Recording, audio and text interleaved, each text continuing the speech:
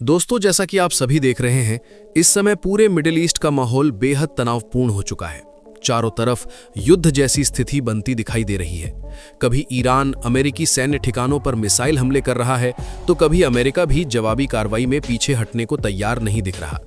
हालात इतने तेजी से बिगड़े हैं कि अब इसे सिर्फ क्षेत्रीय टकराव नहीं, बल्कि संभावित वैश्विक संकट के रूप में देखा जाने लगा है। कई अंतर्राष्ट्रीय विश्लेषक खुलकर ये तक कहने लगे हैं कि अगर स्थिति इसी तरह बढ़ती रही तो तीसरे विश्व युद्ध जैसी आशंकाएं भी हकीकत बन सकती हैं। ईरान द्वारा कई देशों को सीधे या परोक्ष रूप से चेतावनी देने के बाद अब दुनिया की नजर एक ऐसे देश पर टिक गई है जिसका इस पूरे क्षेत्र से गहरा संबंध है, और वो देश है भारत। वजह साफ है, भारत का मिडिल ईस्ट के साथ रिश्ता केवल कूटनीति तक सीमित नहीं है, बल्कि आर्थिक और ऊर्जा सुरक्षा से भी जुड़ा हुआ है। भारत की ऊर्जा जरूरतों का बड़ा हिस्सा इसी इलाके से आता है और अरबों डॉलर का व्यापार भी इन्हीं समुद्री रास्तों के सहारे चलता है। लेकिन अब इस पूरे समीकरण में सबसे बड़ा सवाल एक समुद्री रास्ते को लेकर खड़ा हो गया है, और वो है स्ट्रेट ऑफ हॉर्मूज। दुनिया के सबसे महत्वपूर्ण समुद्री चोक पॉइंट्स में गिना जाने वाला ये रास्ता वैश्विक ऊर्जा सप्लाई की लाइफलाइन माना जाता है। अगर किसी भी कारण से ये मार्ग बाधित होता है तो उसका सीधा और गहरा असर भारत की अर्थव्यवस्था पर पड़ सकता है। भारत के लगभग 50% कच्चे तेल की सप्लाई इसी रास्ते से होकर आती है, और $40 बिलियन से ज्यादा का नॉन ऑयल एक्सपोर्ट भी इसी समुद्री रूट पर निर्भर रहता है। ऐसे में अगर इस जल डमरू मध्य से गुजरना असुरक्षित हो जाए तो जहाजों के लिए ये केवल व्यापारिक यात्रा नहीं, बल्कि जोखिम और अनिश्चितता से भरी चुनौती बन सकती है। यहीं से असली सवाल सामने आता है, क्या भारत ने इस स्थिति के लिए कोई ठोस तैयारी कर रखी है? क्या वैकल्पिक सप्लाई रूट्स पहले से तय हैं? क्या स्ट्रैटेजिक ऑयल रिजर्व इतने मजबूत हैं कि कुछ समय तक दबाव झेल सके, या फिर भारत को महंगे तेल और बढ़ते आर्थिक बोझ के लिए तैयार रहना पड़ेगा? आने वाले दिनों में भारत की रणनीति केवल विदेश नीति तक सीमित नहीं रहने वाली। इसका सीधा असर पड़ेगा पेट्रोल और डीजल की कीमतों पर, महंगाई पर और आखिरकार आम आदमी की जेब पर। तो सवाल यही है कि भारत इस संकट से कैसे निपटेगा?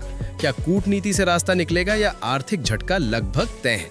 आइए आगे पूरी तस्वीर को विस्तार से समझते हैं। और हाँ दोस्तों, यकीन मानिए, आने वाले समय में दुनिया की राजनीति और अर्थव्यवस्था दोनों में बड़े बदलाव देखने को मिल सकते हैं। इसलिए मैं और मेरी टीम कोशिश करेंगे कि हर जरूरी अपडेट आप तक समय पर पहुंचाते रहें। तो अगर आपने अभी तक चैनल को सब्सक्राइब नहीं किया है तो अभी कर लीजिए, बेल आइकन भी दबा दीजिए और वीडियो को लाइक करना बिल्कुल मत भूलिए। आपके लिए ये बस 1 सेकंड का काम होगा, लेकिन हमारे लिए बहुत बड़ी मदद है। सबसे पहले इस नक्शे को ध्यान से समझिए। ये हमारा भारत है, और भारत से मिडिल ईस्ट की तरफ जाने या वहां से आने वाली ज्यादातर समुद्री गतिविधियां एक बेहद अहम और संकरे समुद्री रास्ते से होकर गुजरती हैं, जिसे स्ट्रेट ऑफ हॉर्मुज कहा जाता है। ये जल डमरू मध्य ईरान और ओमान के बीच स्थित है, और यही फारस की खाड़ी को ओमान की खाड़ी के जरिए आगे अरब सागर से जोड़ता है। भौगोलिक नजरिए से देखा जाए तो ये रास्ता बहुत चौड़ा नहीं है, लेकिन आर्थिक दृष्टि से इसकी अहमियत इतनी बड़ी है कि इसे दुनिया की ऊर्जा की नस कहा जाता है। इसकी वजह भी साफ है। वैश्विक समुद्री तेल व्यापार का लगभग 20 से 25% हिस्सा अकेले इसी मार्ग से होकर गुजरता है।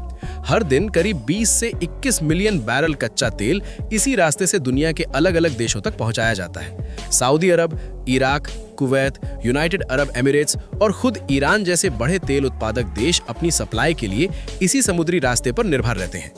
अब जरा कल्पना कीजिए कि अगर इस मार्ग पर तनाव बढ़ जाए, जहाजों की आवाजाही बाधित हो जाए या बीमा कंपनियां जोखिम के कारण जहाजों को कवर करने से मना कर दें, तो इसका असर सिर्फ मिडिल ईस्ट तक सीमित नहीं रहेगा। पूरी दुनिया के तेल बाजार में अचानक उथल-पुथल मच सकती है और कीमतें तेजी से ऊपर जा सकती हैं। और जैसे ही तेल महंगा होता है, उसका सीधा असर महंगाई पर पड़ता है, क्योंकि दुनिया की लगभग हर सप्लाई चेन ट्रांसपोर्टेशन पर टिकी हुई है।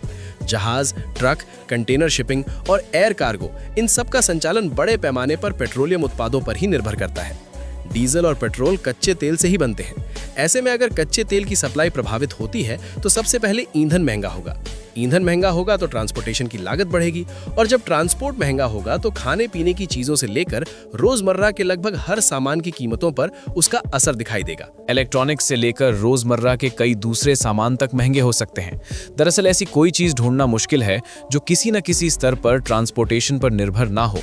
यही वजह है कि स्ट्रेट ऑफ हॉर्मुज को सिर्फ एक साधारण समुद्री रास्ता नहीं माना जाता। ये वैश्विक अर्थव्यवस्था का एक अहम प्रेशर पॉइंट है। अगर यहाँ अस्थिरता बढ़ती है तो उसका इसका असर सिर्फ मिडिल ईस्ट तक सीमित नहीं रहता, बल्कि दिल्ली से लेकर न्यूयॉर्क तक महसूस किया जाता है। अब जरा इस पूरे संकट को भारत के नजरिए से समझते हैं। स्ट्रेट ऑफ हॉर्मुज़ भारत के लिए सिर्फ एक अंतर्राष्ट्रीय व्यापार मार्ग नहीं है, बल्कि यह हमारी ऊर्जा सुरक्षा की सबसे महत्वपूर्ण लाइफलाइन में से एक है। भारत अपनी तेल जरूरतों का बड़ा हिस्सा खाड़ी देशों से पूरा करता है।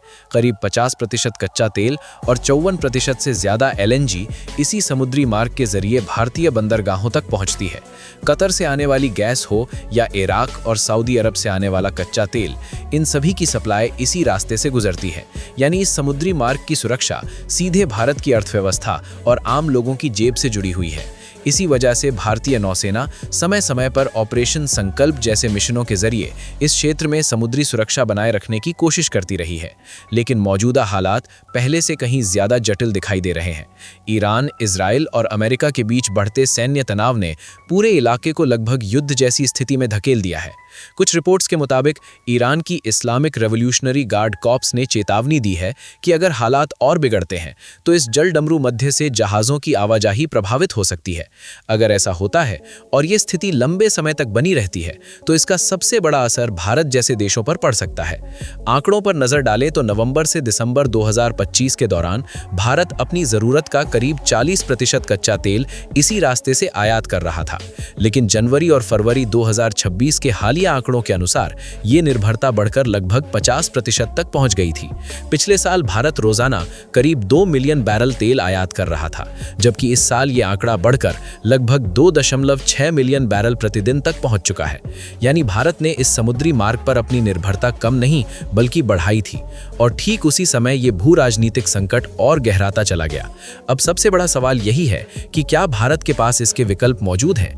क्या रणनीतिक तेल भंडार इस तरह के झटके को झेलने के लिए पर्याप्त होंगे, या अगर डिलीवरी में देरी होती है तो अंतर्राष्ट्रीय कॉन्ट्रैक्ट टूटने का खतरा भी बढ़ जाता है।